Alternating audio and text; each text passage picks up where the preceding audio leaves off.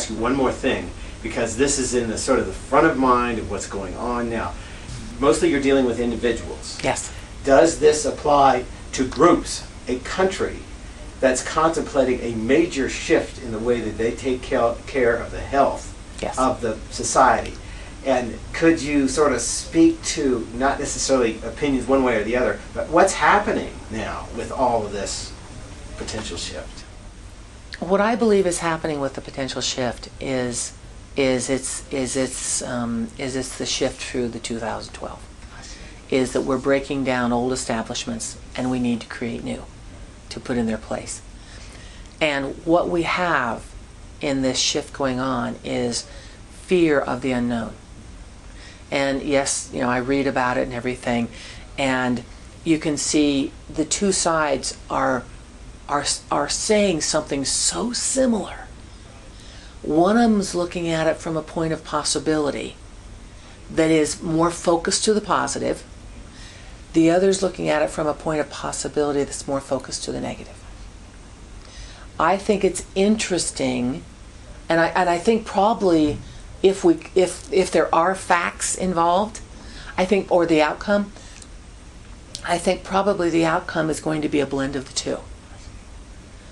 And it is a countrywide example of a shift, and of the fear that a shift brings up, of reluctance, of concern, because we're moving into the unknown.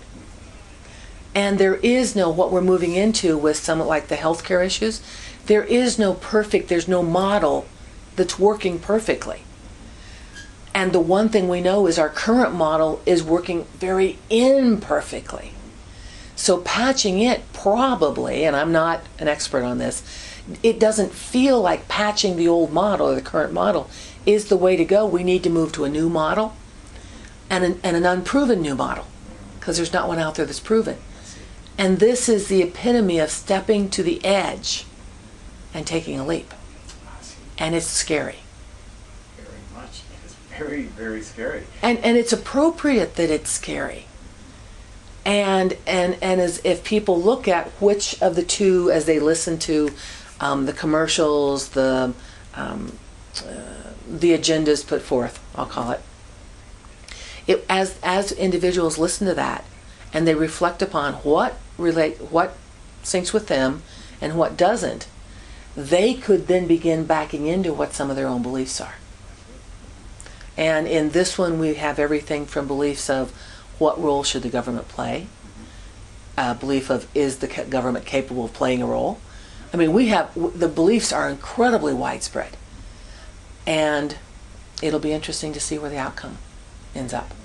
From what you're saying, though, it sounds like you can't maintain the status quo. There's going to be a shift. There has to be a shift. And that shift will create problems, or it can create solutions. Right. But you can't just say, let's keep things the way they are.